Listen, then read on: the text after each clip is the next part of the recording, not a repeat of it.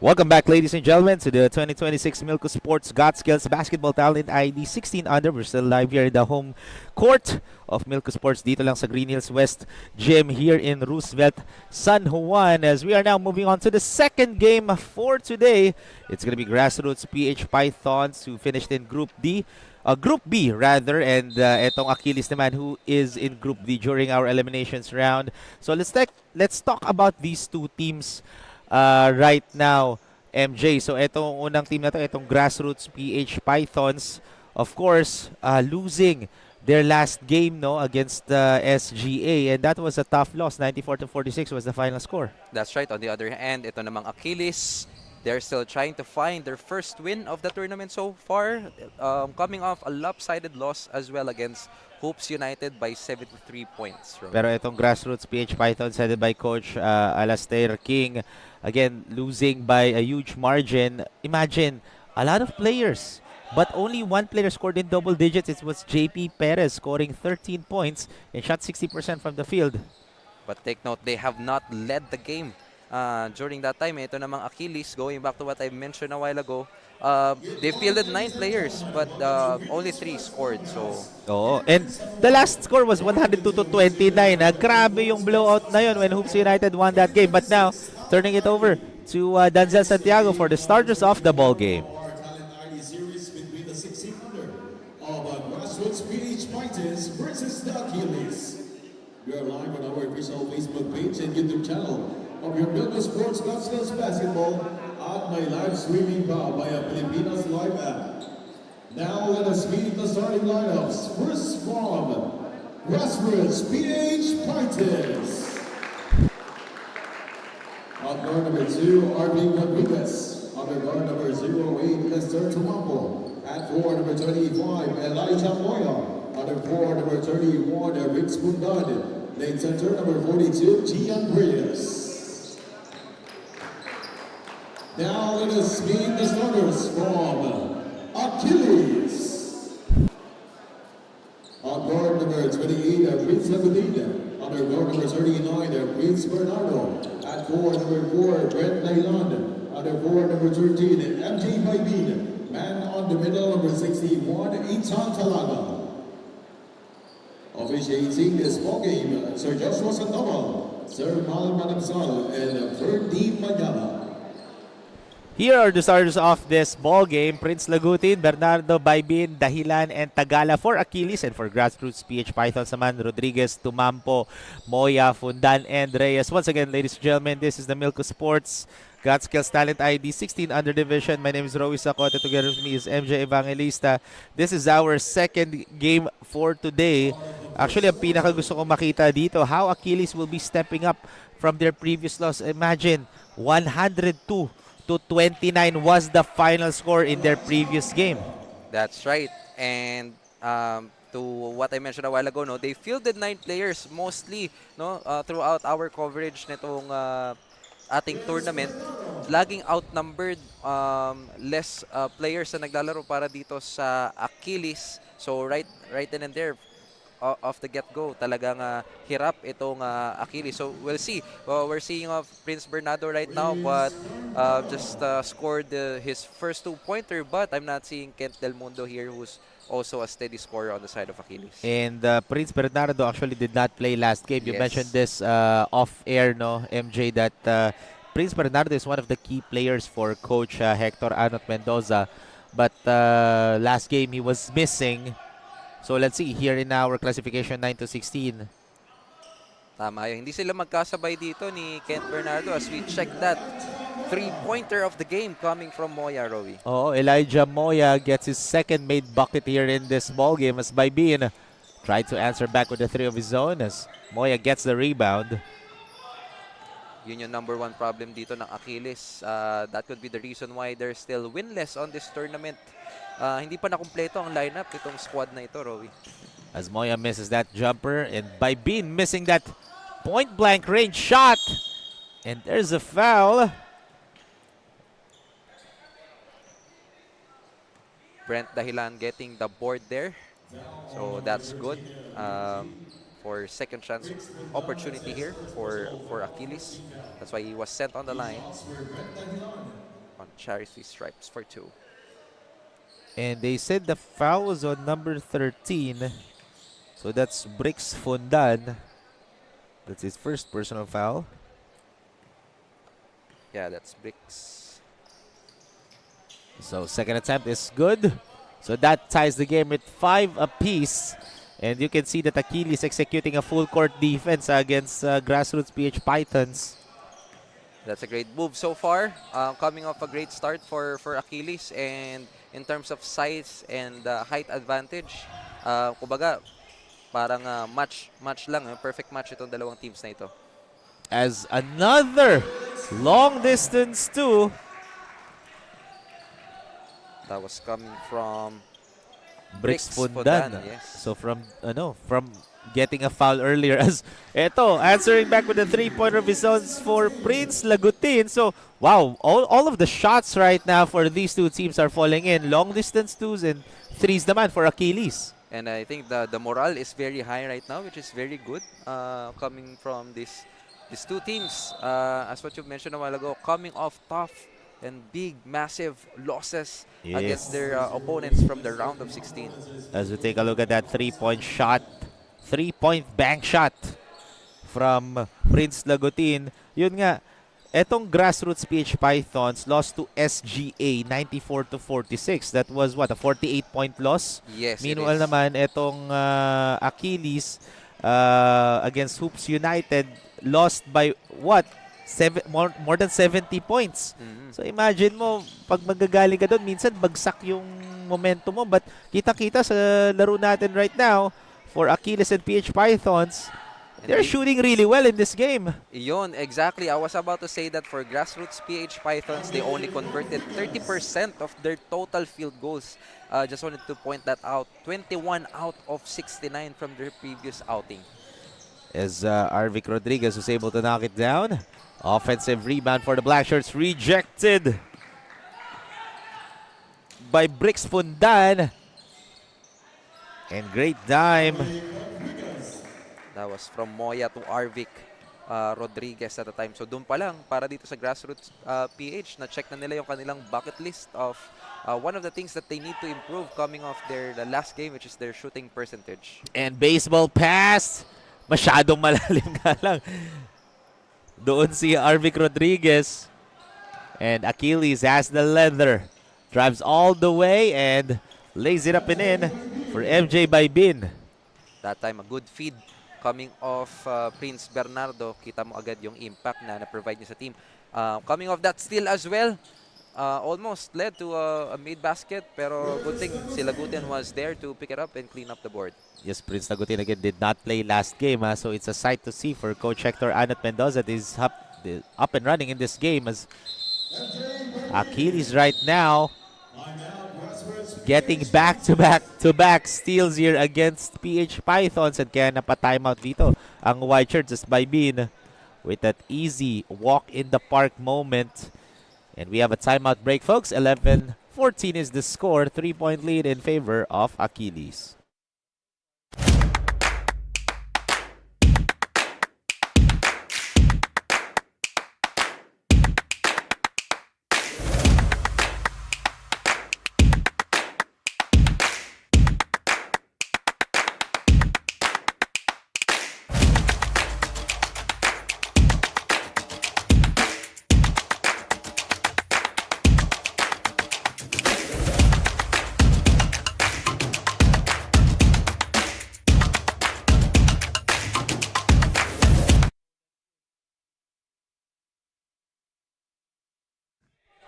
Ladies and gentlemen, welcome back to the Milko Sports Got Skills Talent ID 16 under. This is just the second game for our classification 9-16. So Achilles up by 3 here against PH Pythons. And I always want to highlight talaga, no, na coming off from a huge loss, kita-kita natin itong Achilles, may gigil talaga. They really want to bounce back from their previous game. However, dribbling violation daw as he carried the ball there. Hindi lang yung gigil, Rowie, on the side of Achilles. They definitely have the talent and the potential. It's just that, syempre, during the first few games of the elimination round, they're just working on their chemistry. Pero going back to my point, hindi kasi sila makumpleto. So, 'di ba, if you are a coach, definitely there's a luxury of having a complete set of players. So, depth is becoming a factor here for Achilles, especially on their second, third stringers. As Lagutin from the parking lot increasing the lead to 4 points. 17-13 is the scores. There's a foul here. Wow. After the timeout break, it has been a slow scoring ball game. But nonetheless, they are making quality shots just like that. Wide open three for Prince Lagutin. Lagot daw kapag open na open itong si Lagutin.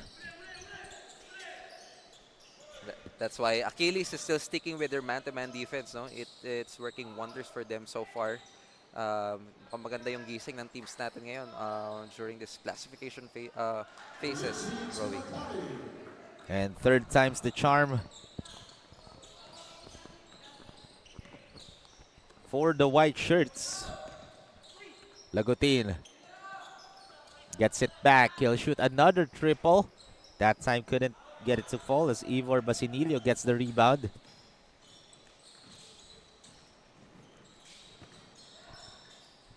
Moya, oh, good time. It's an easy Gian Reyes. I like what Elijah Moya did there, attracting the defense. And when he saw an opening, he dropped it onto his teammate for that easy bucket. So we are now tied at 17 all. Nakahabol kaagad itong Grassroots PH Pythons. As Baybin gets the rebound. And there's a holding foul. Kitang-kita yon sa harap ni referee Boyong Manyalak, yung hawak dito ni Ryuchi. Prince Bernardo. si Prince, I think. Or si Ryuchi ba yung natawagan? Oh yes, that is Ryuchi Tsumagari na tinawagan. I stand corrected on that. As there's a three-point shot for Torino. So again, the shots for these two teams are falling, and actually they're red hot here in this ball game. As there's a travel nga lang against Elijah Moya, unforced error committed by the PH Pythons. Konting balasa rito for Grassroots PH Pythons as John Cesar checks in the very first time on this game. So 3 minutes remaining as easy shot right there for Ethan Tagala. Not even bothering that shot. Another name that's on the books right now for Achilles. He scored 6 points the last time. Isa ito sa katulong ni Kent Del Mundo and Royal Musni from their previous outing. So, someone to watch out for this game. An offensive foul will be called against Ryuchi Tsumagari as Ichi gets his second personal foul here. And that's the 14th foul for Grassroots PH Pythons. Yeah, early foul trouble not only on the players but the entire team. Itong Grassroots PH with more than 2 minutes left on this first. As Baybin missing that three-point shot, here comes PH Pythons once again. Trailing by 5, 22-17. Oh, wild layup for John Caesar. Hindi na nga niya tinignan yung rim eh. Pag layup niya parang Binato na lang. oh, nakatingin na lang siya sa stanchion eh after that layup. Ichi spins, kicks it. Caesar will shoot a three, way off the mark. The intention was very good, of course, right over there for John Cesar, bailing out the three-pointer, but unfortunately, it was not set up properly. That's why it was way off the mark at the time. So less than 2 minutes remaining here in the first quarter. Achilles will shoot a three, can't get that one to fall, but gets his own miss. Nice pass and easy bucket for Ethan Tagala. Credit the hustle play of Prince Bernardo. Exactly. Starting off with Prince Bernardo, pero ito si Ethan Tagala having a back-to-back buckets right now. Oh, what a dime! Wala nga lang. Sayang yung pagkakataon na it was wide open. No one was there. For Jeric Laguna. Yes. Sayang. And another offensive rebound for Achilles, but got stripped there, pero ball stays with the blue shirts. Let's take a look at that one more time. Great dime and easy bucket for Achilles. And I like what Prince Bernardo is doing here so far. The hustle, the grind, it's very infectious to his teammates so far. As Caesar driving all the way and basket and one. Gandang bawi rito ni John Cesar. A good decision. Getting aggressive to the cup despite having 3. Make it 4 defenders in front of him. Just a fearless move coming off this young guy. And dalawa pa sumabay dun. Oh. And he cuts down the lead to just 5:24-19 and converts the 3-point opportunity. So it's just a 4-point game. We also have to check yung points in the paint nitong Grassroots PH Pythons from their previous game. They only converted 14 points, 7 out of 20. And that was a thing of beauty there for Achilles. Kita-kita mo yung parang hang time nila sa air. Just making it look easy. And speaking of making it look easy, John Cesar just making his shots look easy over defenders dito ng Achilles. He's on fire right now. Converting a 3-point play and right now adding 2 more across his name. That's Torino missing that triple attempt, and that's going to be a travel there. So basket will not count, and that's going to be a turnover for Achilles. Balik ang bola sa PH Pythons, and shot clock is already off. Torino lost his footing at that time. I think nagulat yata siya na he was open on that last sequence. And that's just the third team foul dito for Achilles. So they still have one more foul to give, etong blue shirts.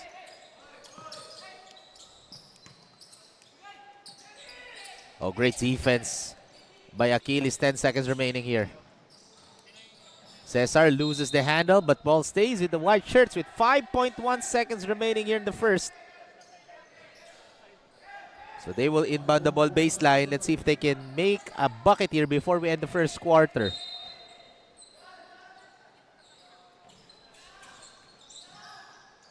As Cesar airballs the shot, and that is the end of the first quarter. Just a 4-point ball game. 26-22 in favor of Achilles. So what a great first quarter dito, MJ. That's right, Rowie. So Achilles deployed a man-to-man defense there, and they forced turnovers against Grassroots PH that turned to transition points. On the other hand, for Grassroots PH Pythons, they have a very high field goal percentage compared to their last outing, and it was primarily because of multiple feeds inside. So our score is 26-22 at the end of the first quarter. 4-point lead in favor of Achilles.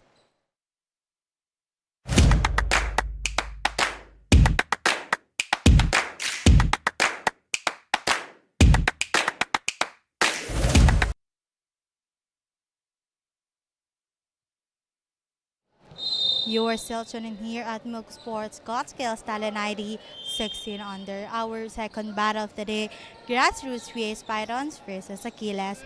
Coach Alistair King, the 21-year-old head coach of Grassroots Pythons, says that they're still ready and looking forward to the games they will play in this league. Sabi nga ni Coach na hindi nga raw porque hindi sila nakapasok sa Elite 8 ay matatapos na ang journey at gameplay ng Pythons in this league. Nasabi nga ni Coach na they're still ready to play and looking forward nga raw sila sa mga games pa na malalaro nila in this league. Dagdag pa ni Coach, excited nga raw ang Pythons na makalaro ang Achilles dahil bukod sa nakakalaro na nila ito sa iba pang liga, ay alam na nga raw nila ang gameplay ng isa't isa. Back to the gentleman, Rowie and MJ. Imagine a 21-year-old head coach, no, in Coach Alistair King. 3 taon lang agwat namin. Mas matanda pala sa akin si Coach Alistair King, and already coaching etong Grassroots PH Pythons, MJ. Hats off. 4 na taon naman yung tanda niya sa akin. Isa lang, 1 year lang yung difference natin. But I like what he mentioned there. And another thing that I want to point out is yung exposure. No? Itong Achilles team, nakakalaro na nila sa ibang liga. Yes. And that's the beauty of kumbaga, playing with a lot of different leagues in the metro and even on the provinces. Kasi not only yourself, the team, pero itong individuals, they get themselves exposed. Pero if exposure talaga ang usapan, sa Milko lang yun makukuha kasi grabe. Imagine mo, first ever grassroots basketball being live streamed sa Pilipinas live up. That says a lot. And at the same time, last year nga, ulitin ko lang, yung first talent ID natin was for the pulling of Batang Gilas. That's why ang dami nag-try out nun, MJ, showing their skills dito on the biggest stage here. And Milko has been with us for 13 years already, since 2013 pa. That's right. Ang daming exposure na, and again, this is owned by Coach Alan Ricardo, and Coach Alan has been doing a lot of developmental leagues din, and marami nang na-discover na basketball players din si Coach Alan Ricardo. So for these two, for all of the players participating in our Talent ID, this is your perfect chance to highlight your skills, no, by performing really well, and ipakita mo. Kasi there are a lot of coaches in the NCAA and UAAPs watching right now, and I'm pretty much sure a lot of them will be some players here who's playing in our Talent ID 16 under right now will be recruited in different teams. Very much agree. At hindi lang tayo limited, Rowie, sa Talent ID 16 under. We also have mini ballers, we have the ID series, we have the school-based tournament, all brought to you by Milko Sports Got Skills Basketball. Oo. So it just shows na grabe rin yung trust ng mga team owners, mga school teams rin natin, mga coaches dito sa Milko Sports. Oh, look at that touch pass by Bin. Wala nga lang. That was a wide open miss for Prince Lagutin. Nako, lagot si Lagutin nun. Ang ganda sana nung pasa doon ni Baybin. That was a no-look pass, and two or three inside the paint already, but unfortunately yun nga, for some reason itong si Lagutin missed that point-blank range shot. So 2 free throws here for John Cesar as he got fouled in the act of shooting. As PH Pythons needs to sink in their free throw, especially they're the ones who's trailing right now. As we take a look at the head coach of Team Achilles, Coach Hector Anot Mendoza.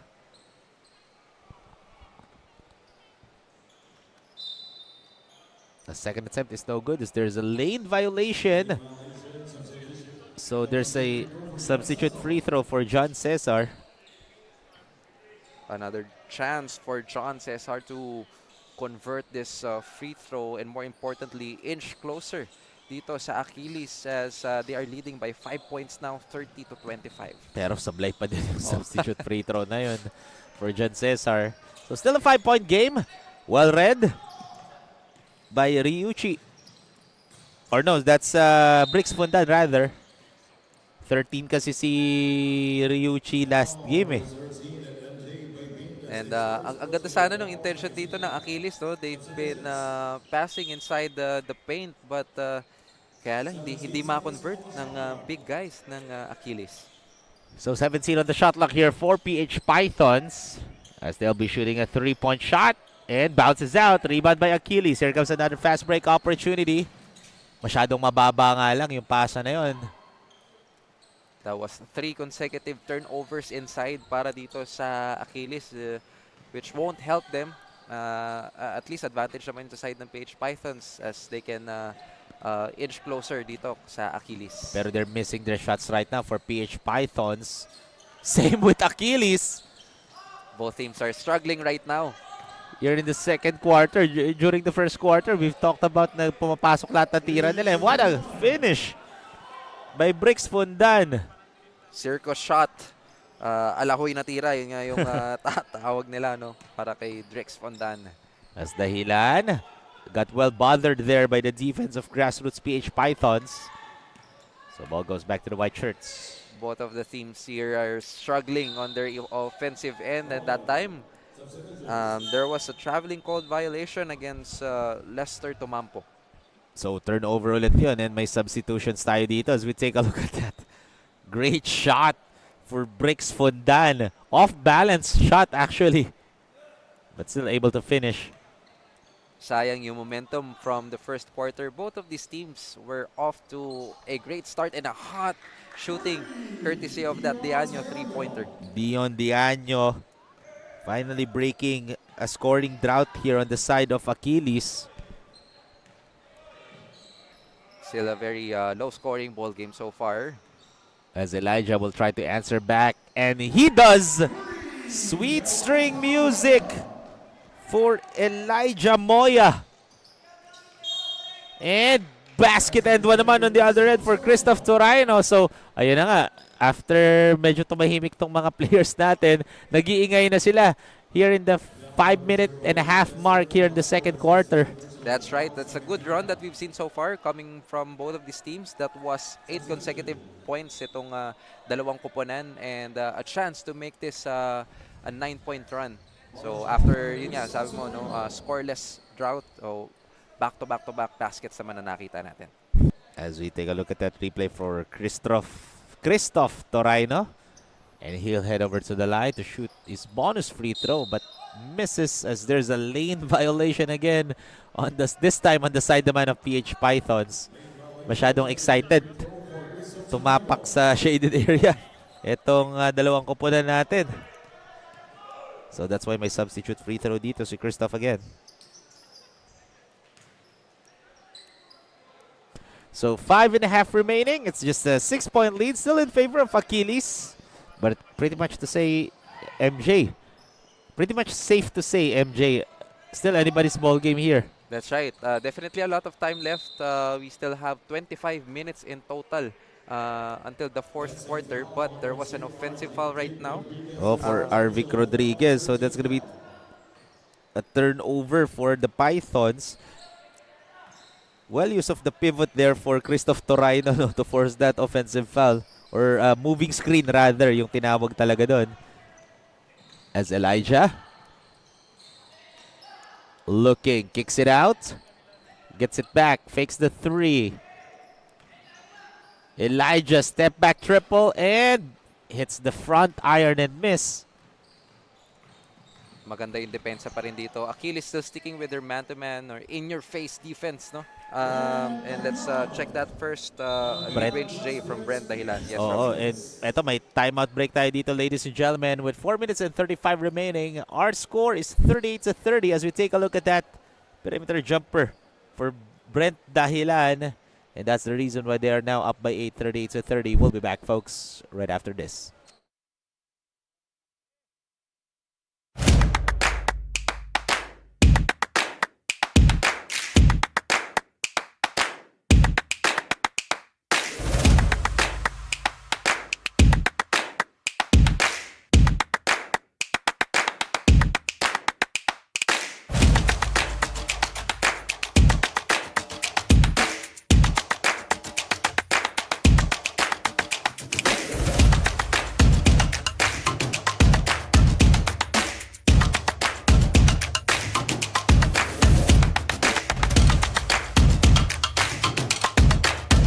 Ladies and gentlemen, this is the Milko Sports Got Skills Basketball Talent ID 16 under classification 9 to 16 natin.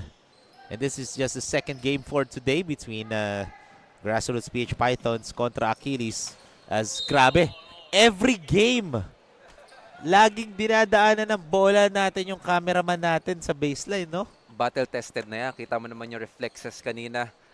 Ang bilis ng ilag. Kaya lang, siya yung umilag. Hindi niya naiilag yung camera. O yun. Yun lang yung kailangan pang improve. As we have a 3-point shot, but ball rolls out for Lester Tomampo. One of the few second chance points that we've seen so far dito sa second quarter alone for Grassroots PH Pythons. And that was Gian Reyes, no, with that cleanup job. But look at that 3-point shot naman for Ethan Tagala. So trading buckets here for these two teams. Good thing that Tagala converted that basket because mapo-force na ngayon ang depensa nitong Grassroots PH to close out beyond the 3-point line. As Moya looking, 3.5 remaining here in the first half. As Lester Tomampo tried to answer back with a 3-pointer of his own but couldn't finish, and that's going to be an end-one play for Brent Dahilan.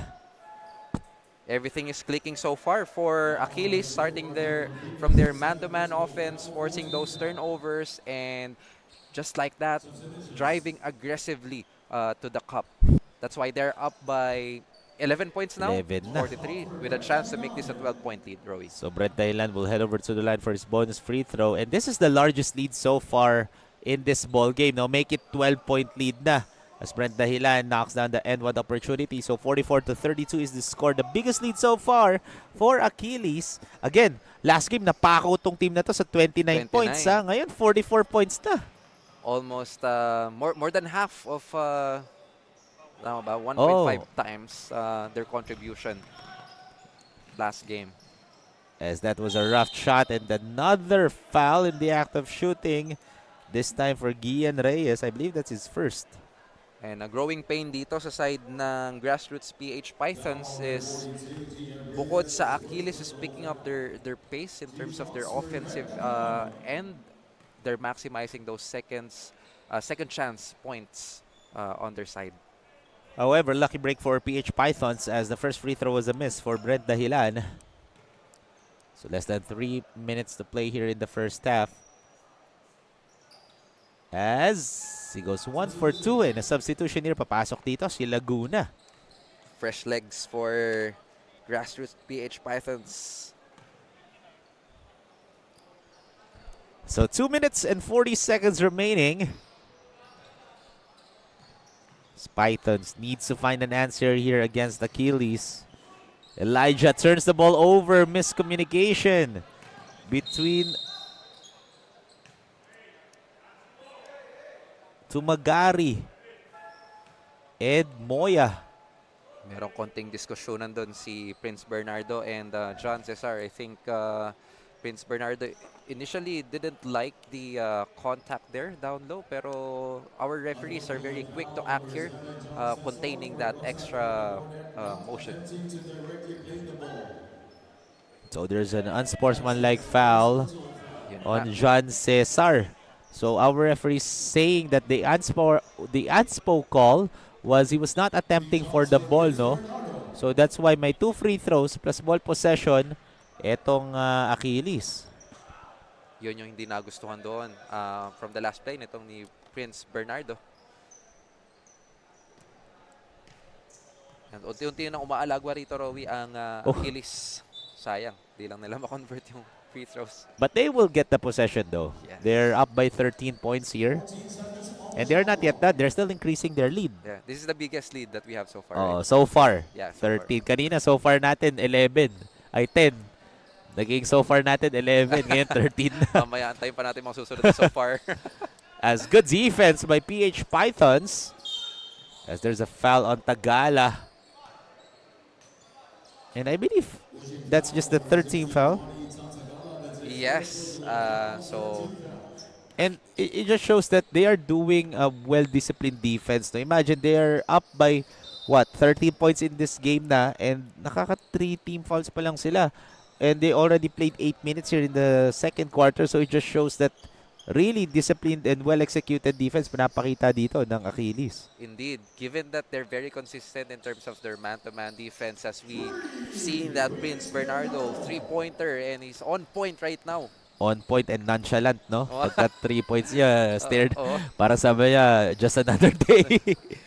And speaking of another day, walk in the park moment for Jared Takulao. And now it's an 18-point lead. Achilles now breaking away against PH Pythons. Turnovers are slowly piling up on the side of Grassroots PH Pythons. Idagdag mo pa that they are struggling offensively right now. Just like that, a wide open miss for John Cesar. And there's a foul against PH Pythons again. I was about to say Prince Bernardo is having a show at the time right now. Hoping that we can see that. Oh, not that one. That was the previous three-pointer from Prince Bernardo. Oh, yung nonchalant 3 niya. Kita mo pagka-shoot yun ng 3 na yun, bumaba na lang. Wala man lang emotion. No? Very unlikely, lalo na sa panahon ngayon. Oh, kasi we love to do like little selly after made baskets. No? Kahit ako whenever I also play from some recreational leagues, talagang masarap sa pakiramdam if you're doing some little celebrations. Yes. Diba? Dito hindi. So less than a minute to play as Bernardo with the steal but misses that wide open shot as well. So ball goes the other way. And don't look now. This has I mean, the lead has ballooned into a 20-point lead. So far, ito yung So far ulit. Pangilang, hindi ko alam pangilang so far na natin to. ito yung pinakamalaking kalamangan ng So Achilles. far. Yes, So far ulit. So 54 is the remaining second here in the second quarter. And the turnover committed by PH Python. So ball possession goes back to Achilles. And 3-point shot. Nothing but the net for Ethan Tagala. So 23-point lead. Jordan number lead here for Achilles so far. And Tagala, we know he has that range. Pinakita na yan ni Ethan kanina a little while ago during the first quarter that he can hit that three-pointer and just added another one there across his name. As right now, PH Python's really quiet here in the dying minutes of the second quarter, and another turnover. But lucky break for PH Pythons as Achilles went back-to-back misses on that break. Laguna looking. Oh, what a great rejection by Prince Bernardo. Wow, Prince has been doing a lot for Achilles right now, offensively and defensively. Let's take a look at this rejection one more time from Prince Bernardo. Kita mo, nonchalant pa rin talaga. Para sabi niya, just doing my job. Just laser focused, no, sa kanyang contributions both on the defensive and offensive end. It's just unfortunate na hindi sila magkasabay ngayon ni Kent Del Mundo on this game. I was just wondering how it can be more impactful on the side of Achilles if they could play together. And he is the missing link for Achilles in their previous game, no, against Hoops United. Imagine 7 players were missing or did not play in their last game against Hoops United. So it's a sight to see, no, for Coach Hector Anot Mendoza that kahit pa paano, there are players na dito na tuloy-tuloy lang. As that is the end of the first half, folks. Hindi na natin napansin yung oras sa MJ. So sobrang bilis ng mga pangyayari. But it's a 23-point lead. So far for Achilles as we take a look at the second quarter highlights. Yeah, and Achilles clicking on all cylinders so far this second quarter. I think they can do what they want during this time. They've been hitting those shots from beyond the arc, made baskets on the inside. But the thing is, it started from their defense. On the other hand, naman for Grassroots PH, they struggle offensively. Plus, umangat dito yung number of their turnovers. And that's the end of the first half, folks. A lopsided ball game already. Achilles up by 23, 55-32.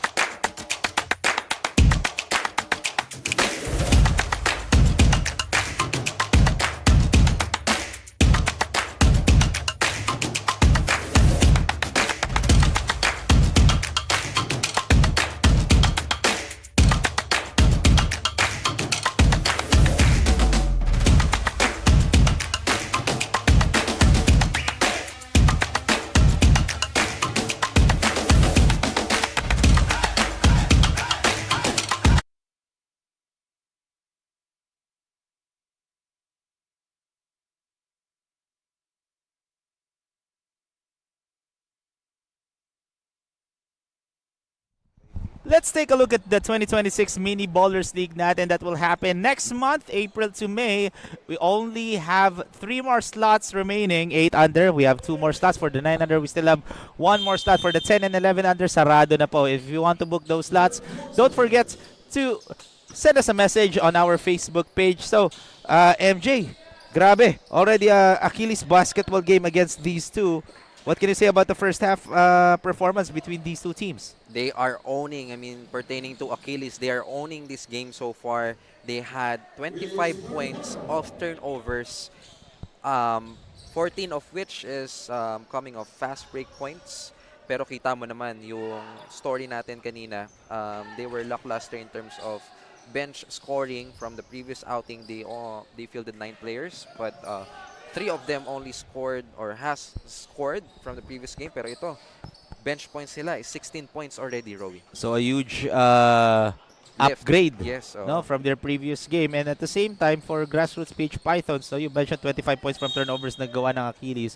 Because 18 turnovers all in the first half for Grassroots PH Pythons. And they're only shooting less than 36% etong Grassroots PH Pythons. So they need to, make much better decisions here in the second half and make, quality shots. And tigilan. Oh! Oh my!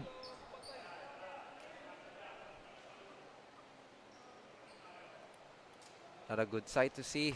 Hopefully, he's okay on the floor. But hindi maganda yung pagkakabagsak niya doon.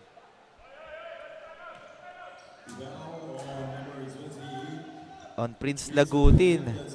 So he gets the foul. As we take a look at that, hard drop from Prince Lagutin.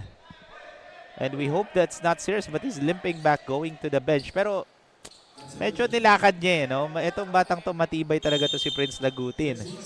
That's a good thing that you wanted to see, no? For a player that they can keep up on their toes. So he will just sit down on the bench right now. And another thing that I would like to emphasize that on that, Rowie, is especially pag talagang mga bata, they're not in control of their body yet. Oh. And that's fine. I mean, that's part of the development. That's why we're having these kinds of leagues. So hopefully in the future, Lagutin can learn from that thing. He will know how to manage now when to jump and when not to jump on those kinds of situations. Yes, especially they're up by a huge margin, no? Imagine 25 point na kagad lamang dito ng Achilles. So there are some plays that you can just give to the opponent. Like for example, ibigay mo na lang yung layup na yun rather than to contest that shot. But it just shows the heart, no, Yes. of Lagutin, Exactly. that it doesn't matter. I'm not looking at the score. I'm looking at how can I defend each play, kasi that's the right mindset rin sa mga bata. The coaches will also look at how the players play if tambakan na. Like for example, if ikaw ang mga players ng PH Pythons, how will you play if you are trailing by a huge margin? Same with Achilles. Anong klaseng body language, ano yung playing style mo if you are enjoying a huge lead like this one? Yun din ang mga tinitignan ng coaches. For Achilles, nakita natin sila Gutin na yun, na even though they're up by, yun nga, ang laki ng lamang nila ngayon, nandun pa rin yung puso niya to defend, to block the shots ng PH Pythons, and that says a lot as a basketball player. Definitely, I would like to point out yung good decision making dito ni Coach Hector Anot Mendoza to sit down itong Lagutin, because what you've mentioned, this is what 26-point lead already. So even though siguro maintindihan ko pa yun kung neck and neck, toe battle between these two teams, pero lamang naman sila ng malaki dito, so might as well ipahinga na lang ito si Lagutin and just play safe, no, dahil meron pa namang future games silang lalaroin. Baka nga mamaya pasok pa ni coach ito si Lagutin mamaya in the fourth quarter, we'll never know. But in this game, still Achilles on a roll right now as they increase their lead to 36 points, or 26 rather. 26. Nakita ko kasi yung score natin sa taas, mali lang yung math ko doon, as basket and one here for Grassroots PH Python. For Brix Fundan, as Brix Fundan now has 8 points in this ball game, there's a substitution. That is Lance Oropesa, if I'm not mistaken, that will check in for Grassroots PH Pythons. Hopefully, he can add some firepower here para sa kanilang side. And another lane violation here. And makwento ko lang, no, Rowie, ito pala, coming off an insight from our courtside reporter, Ms. Rain Martinez. Kaya pala very confident right now ito si Coach Hector Anot Mendoza for his Achilles squad is because ang major pieces of the puzzle pala niya is itong apat na to. Si Brent Dahilan, si MJ Baybin, which is the captain of this team, itong si Christoph Torino, and si Prince Bernardo. Ito pala yung four key pieces niya sa team. So at least they are up and running in this ball game kasi last game, 'di ba? Kulang-kulang talaga sila. 7 players were missing for Achilles in their lineup that they've sent, no? Yeah. As what a block by Brix Fundan. And everyone has scored here so far on the side of Achilles. Talagang malayo doon sa kanilang previous game. No? Imagine mo nga yung last game nila, 'di ba? Ang leading score nila was Royal Musni, who is not playing right now, or who is playing right now, but Limited minutes. limited minutes lang siya compared to his previous game. As speaking of Royal Musni, nakascore doon. Si Royal Musni now has 4 points. Yeah. Nadinig ka nito ni Royal Musni. And ito, tuloy-tuloy pa ang pagratsyada rito. Hindi pa tapos as Prince Bernardo hits that 3-pointer, just misses, Roy. So 62-37 ang score natin dito. Less than 6 minutes to play here in the third. Stolen away by Achilles, and Musni leads the charge as he lays it up and in. And biglang nag-iingay si Royal Musni. Alatang na, parang may override to si Royal Musni. No? Naririnig niya tayo. Oo. There's an offensive foul on Brix Fundan. Merong konting kiskisan doon. Itong si Musni and si Fondan. As we take a look at that replay from Royal Musni. So now let's turn it over to Rain Martinez for third quarter report. Rain? You are still tuning here at Milk Sports GRASSROOTS Talent ID 16 under. Coach Hector Mendoza, the head coach of Achilles, says that they're confident and ready for the qualification round of this league. Sabi nga ni Coach Hector na aminado raw ang Achilles na hindi laging kumpleto ang kanilang players dahil na rin sa schedules ng mga ito. Pero ang good news naman daw ay nandito ngayong araw ang mga main man ng Achilles. Kaya naman mas looking forward at excited nga daw sila at si Coach Hector sa magiging laro nila ngayong araw, lalo na they are against with their known team, Grassroots PH Pythons. Back to the panel, Rowie and MJ.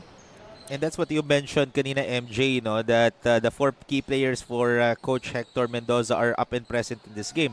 And that's one of the struggles talaga as a club-based team na yung mga schedules ng mga players. If school-based ka kasi, automatic yung players mo lahat available. For club-based teams kasi, most players will be playing if their schedule is available. So as a head coach, yun ang main struggle talaga ng mga coaches natin sa mga grassroots club-based teams. Exactly. If time permits, no, for these players, for them to play, especially for most of these kids, they also have a lot of different leagues that they're playing into. So, number 1 talaga is yung schedule conflict. As look at that effort right there. And bounces in for Gian Reyes. Gian Reyes cuts down the lead of Achilles to 24. Mababa pa. Kailangan habulin dito ng PH Pythons. Pero sabi mo nga kanina, if you are the coach or if you are the player coming off for both of these teams, I won't look at the scoreboard anymore. I will take it one basket at a time, especially dito sa Grassroots PH Pythons. Kasi sometimes ano rin yan on the mental side, the more na tinitignan mo yung scoreboard, Yes. you'll be more aware na, okay, malaki yung kalamangan, so it will be hard for you. Pero if you think it on a granular detail, it'll be easier for you to address those. Pero there's a team, no? And this is in the pros, MJ. I know the head coach kasi nung team na napag-usapan namin before, si Coach Viz Valencia in the MPBL. They were down by 31 points coming into the fourth quarter. So, fourth quarter started, lamang ang kalaban nila ng 31 points. Yes. nahabol and naipanalo nila yung game na yun, ha? And that's in the pro levels. And that, I believe, I don't know if that is and still is the biggest lead na naipanalo ng isang team who is down by 31 points in the pro levels. Even in the PBA, I'm not sure if nagawa na yun ng isang PBA team, but in the MPBL, it happened na rin. And that was under Coach Viz Valencia. I believe that was in 2019 or 18 when they played Quezon Huskers, no? So, why I'm saying that, bilog ang bola. Anything can still happen. So, for PH Pythons, may isang quarter pa after this one. So, like what you've said, don't look at the score. Take every possession at a time, depensa, and then make sure that you score and make quality shots. Just like that. Right now, PH Pythons just straight cutting down lead to 21. Absolutely right, Rowie. That's why I am a firm believer na hanggat hindi pa natin naririnig yung final buzzer, everything can happen in any ball game. Especially these kinds of ball game, no? I've seen in the past na talagang isa sa malaking kalaban, especially if you're on the side of Achilles, let's say, yung complacency. Yes. Yan. So, nagre-relax yung defense, yung offense, and that opens up a huge opportunity on the side of Grassroots PH to take advantage of those. As right now, it's back to 23 after that fast break opportunity. 2 minutes remaining in the third. And catch and shoot jumper way off the mark. For, short on that layup for Achilles. For Grassroots PH Pythons, they need to improve their transition defense, ha, kasi nagkakaroon ng leak out kagad itong Achilles. And that is something that you've mentioned, no? Aside from the transition defense right now, let's check the three-pointer first. Because I was about to say na sana i-take advantage itong Grassroots PH that the Achilles is struggling offensively, pero just right before that basket. So, yan siya. So a minute and 20 remaining in the third quarter. Another turnover here for PH Pythons. As Dahilan will drive all the way. Figure roll is good. Again on the turnover department para dito sa Grassroots PH. Parang same story siya, no? They're coming off strong at the start of the third quarter, pero as time goes by, lumalaylay yung kanilang energy. As Brent Dahilan. Look at that layup. And no contest from Grassroots PH Pythons. Napakasarap nitong Luis Buko natin, of lalo course. na sa mainit na panahon, no? Since 1989. 100% pure buko juice. Oh, Luis Buko has been the partner of Milko Sports for a couple of years already. So 71-46 is the score. So less than a minute to play here in the third quarter, and Achilles increasing their lead again. PH Pythons already had a momentum, no? Cutting it down to 21 points, but right now bumabawi ang Achilles, increasing the lead once again to 27. Nasabihin ko sana, Rowie, Grassroots PH Pythons is inconsistent right now. Parang lulubog lilitaw, on and off. So, as we check that jumper or bucket from Gian Reyes. Yeah. And I saw the other four players just ball watching on that play. Lahat sila nasa labas. Only Gian Reyes was inside the shaded area. So that's one of the things that they need to work on, no? Exactly. As there's just 3 seconds of the time left. And almost went in for John Cesar. And that is the end of the third quarter. Already a lopsided ball game favoring Achilles. But we still have 10 more minutes of action, MJ. Let's take a look at the third quarter highlights between these two. And Achilles has a very clear goal right now of getting their first win, and so far, no? So far, they are on the road of getting their first win, unless anything miraculous happens in the last 4 quarter. I wouldn't say miraculous, but maybe hard work coming off the Grassroots PH Pythons. And that is the end of the third quarter, folks. 73-48. We'll be back right after this.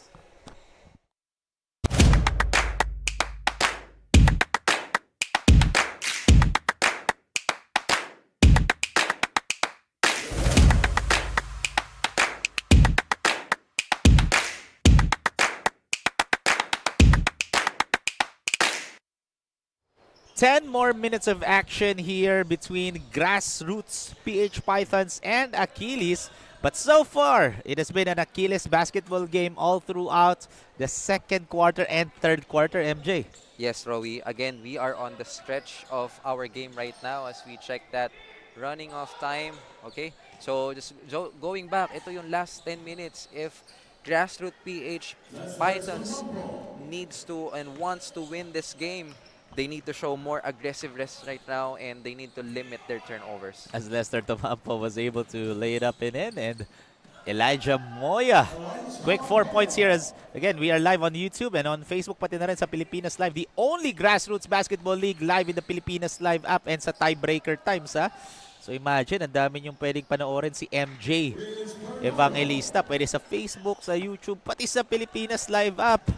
And for those who don't know, may subscription ng Pilipinas Live app, but you can download the app and libre lang po panoorin ng Milko Sports. Usually, ang mga pinapalabas sa Pilipinas Live apps, mga bigati games, PBA, UAAP, PVL, di ba? Milko lang ang kaisa-isang developmental league na nasa Pilipinas Live app, and that says a lot. The trust, no, of Pilipinas Live app talaga dito sa Milko Sports God Skills natin. That's right, Rowie. Gaya nga ng sabi mo na nakaraan, no? Because I've also reviewed your previous coverages. Nakakuha ka ng voucher for 7 days para sa Pilipinas. Dati sa UAAP, diba? every time nasa, kasi I'm one of the game announcers sa UAAP. So, may mga pinamimigay na vouchers. Humihingi ako lagi doon. Pero dito, libre. Oo, eto, libre lang panoorin yung Milko Sports. Dati, para makapanood ka ng UAAP games, kailangan mo mag-register and mag-subscribe sa Pilipinas Live app. I believe that's $190 per month. Correct me if I'm wrong. But, yeah, eto, libre lang ang Milko Sports. And not to mention yung top-notch full prod coverage headed by Direk Alvin Alejo, DND Media Productions. So, especially kung meron kayong needs about anything for live coverages and production. So, you know who to reach out to. And it just shows that that trust, no, for all of. Imagine this is supported by the Philippine Sports Commission and Samahang Basketball ng Pilipinas. It says really it says a lot. I've covered a lot of different leagues, no, but ang pinaka nagulat talaga ako this season ng Talent ID natin is number one, this is supported by PSC. By SBP, and first time ko lang talaga makakita ng isang grassroots league na nag-stream sa Pilipinas Live app. And for me, para sa akin, based from my perspective and experience din, it's because of Coach Allen Ricardo talaga. Coach Allen has been coaching for many years already, discovered a lot of talents. Actually, one of his key players when he was still a head coach of the Letran Squires, there's a story. Their center, si George Diamante ng Letran Squires. He was discovered by Coach Allen Ricardo when the Letran Squires went to Davao para makipag-tune-up game. Ang isang nakalaban nila is si George Diamante. And si George Diamante, dahil nagalingan si Coach Allen, nakuha niya and pina-try out niya sa Letran Squires. And now, George Diamante is a well-known center here in the Metro and in the Letran Squires. And that shows, no, ano yung quality, ang brand of basketball, and quality of players that Milko Sports God Skills Basketball is getting in the roughs right here. Kumbaga, diamond in the roughs. And eto, may timeout break tayo dito called by Coach Hector Mendoza as we take a look at that sidestep finish for Achilles. And that's Brent Dahilan once again as we are looking at the 23-point lead. 79-56 is the score. We'll be back, folks, after this break.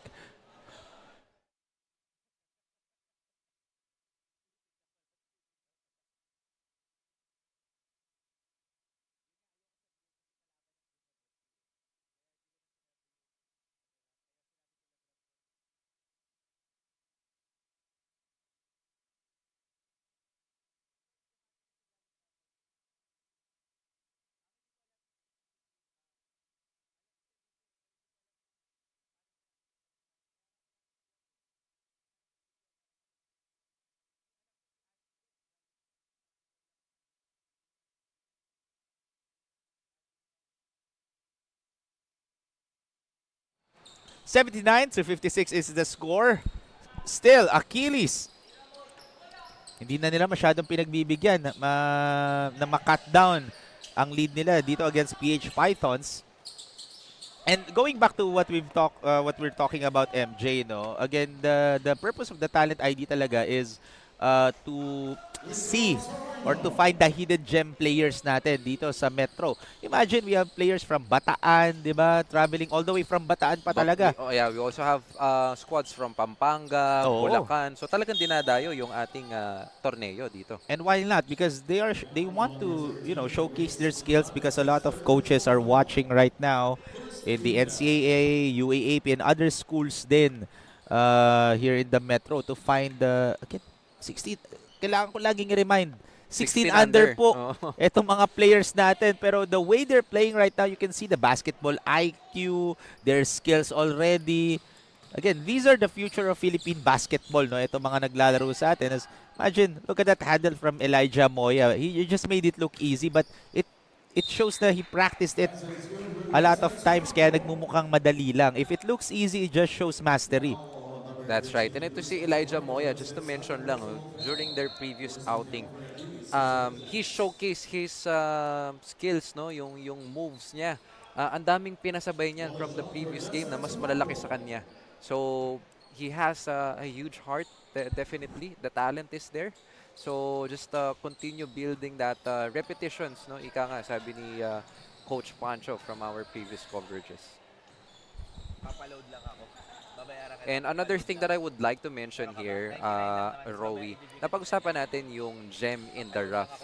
And on the flip side, nakikita natin, merong mga naglalaro ditong players sa 16 under, which is top of the line. I mean, cream of the crop, like si SGA, Yes. diba?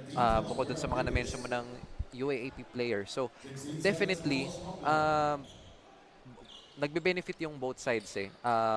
Yung top players, kumbaga harnessing, ironing out what they do best, yung strengths and weaknesses. And on the flip side, para doon sa mga players, club-based teams that still looking for experience, exposure, they can also get these things out of this tournament.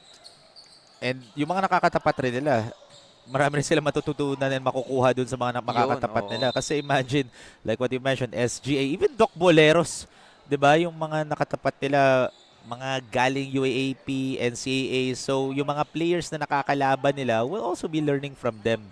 That's right. And not to mention, we also have the Eagles who will play on the quarterfinal round later on. Second to... Ateneo. Yes. Second to the last game natin yan. So, just seeing those names on the list, di ba?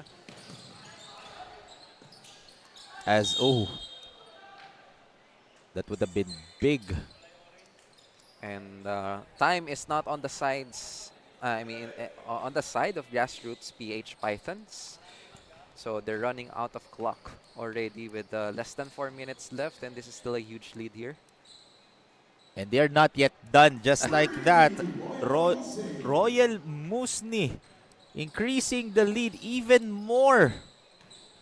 Quality basketball ang nilalaro dito ni Royal Musni. As we can remember, he only played 9 minutes and 51. In the first half. Yes, in the first half. Pero he's getting extended minutes here on the second half, rather. And alam mo, pinakagusto ko na lang makita, if Achilles will cross the century mark in terms of scoring, yun na lang siguro ang gusto kong challenge for Achilles right now. Because this one's pretty much over already. So, if I'm not mistaken, MJ, this will be the first win of Achilles all throughout the talent ID 16 under natin. Yeah, they were defeated by their opponent 4 times throughout this tournament, and they are on the road now to verge on their on the win column. Still, kumbaga hindi pa huli ang lahat, ika nga for Achilles squad.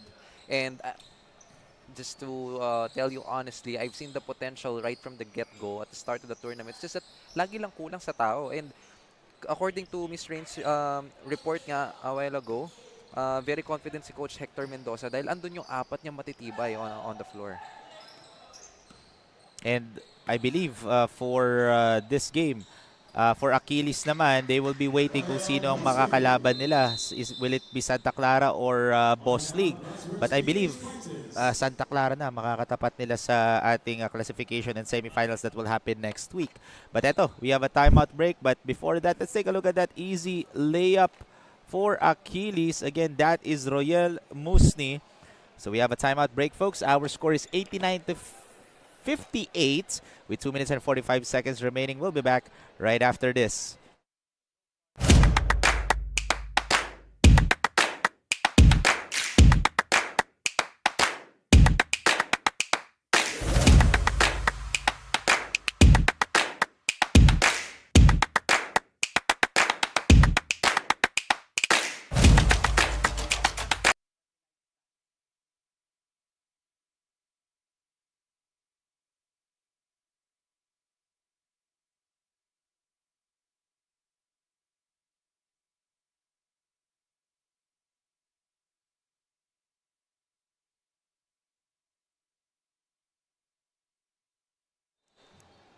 Two minutes and 45 seconds remaining here in our second game for today. It has been an Achilles basketball game. In the first quarter, MJ, di ba? Palitan. Etong dalawang koponan natin. But here, at the start of the second quarter up until to the third, it has been an Achilles. And imagine, etong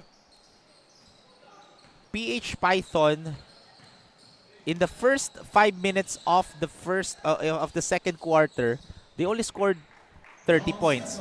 Pagdating nung at the end of the second quarter, naka 32 points lang sila. So Achilles did a phenomenal job limiting the scoring output of Grassroots PH Pythons from the second quarter, and they never looked back. And that is because of their man-to-man defense. I know I've mentioned that several times already, but they were very consistent. The suffocating defense of Achilles, the in-your-face defense ng Achilles against the Grassroots PH Pythons, in a way that they were forcing turnovers, and that led to points of the turnover. So, kumbaga, hindi fino-force dito ng Achilles yung kanilang offensive side, nang galing talaga from their defense. And with less than a minute and a half remaining, pretty much safe to say, Achilles will take home their first win in this tournament. I just wanted to point out as well, no, taking a look back, Rowie, on the previous game, itong Achilles, they only scored 29 points. As a team.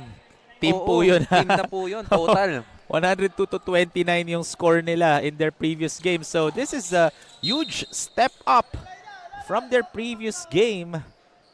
Literally, comebacking nila to. Oo. To redeem themselves. That was what? Triple the number, diba? Times 3 ng kanilang total production from the last outing. That goes to show yung solid squad nitong Achilles if their key players are always available. Kita mo may jump ball pa. That was Tagala and Reyes battled for that ball. Pero babalik ang bola rito sa Grassroots PH Pythons. As Moya has it. Until the very end, Grassroots PH Pythons are struggling. It all started towards the latter part of the second quarter. So, doon pa lang, their energy, their contributions remained on and off.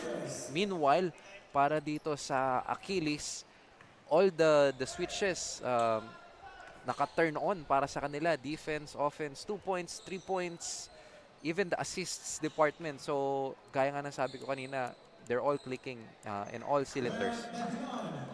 Hindi ata mga 100 tong Achilles. Yun talaga yung pinaka-inaabangan ko. Kaya pala tahimik ka.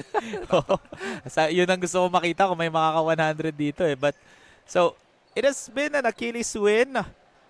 And they will get their first win in this competition. And that is the final score, folks. 95-70.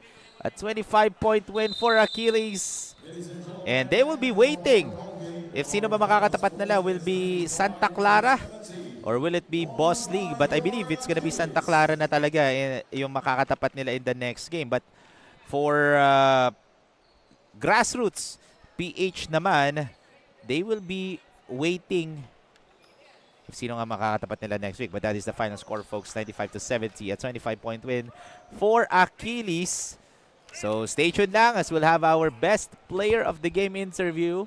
We'll be back for more Milk Sports action when we return in a bit. But so far, sino kaya ang ating best player of the game, MJ? Hindi pa natin kilala, pero I think may hunch ka na. Good question, Rowie. So I'm looking at possibly Brent Dahilan.